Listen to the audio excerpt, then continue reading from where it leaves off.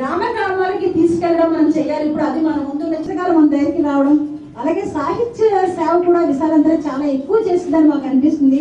మొట్టమొదటిగా కథల పుస్తకాలు తీసుకురావాలి. సోషలిస్ట్ చింకి చొక్కాతో అయినా గడుపు కానీ మంచి పుస్తకం వస్తే కొనడం మానకు అని కొటేషన్. ఆ రోజుల్లో పుస్తకాలు ఆ రోజుల నుంచే నన్ను ఇలా తయారు చేశాను.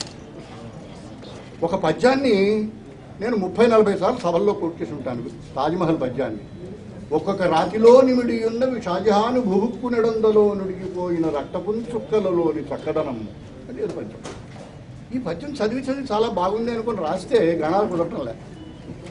ఎప్పుడు జాషువా పుస్తకం కనిపించినా ఈ పద్యం దొరుకుతుందేమో అని అనుకుని 30 ఏళ్ల తర్వాత నాకు ఆ పుస్తకం దొరికి నేను రాసి జేబులో పెట్టాను.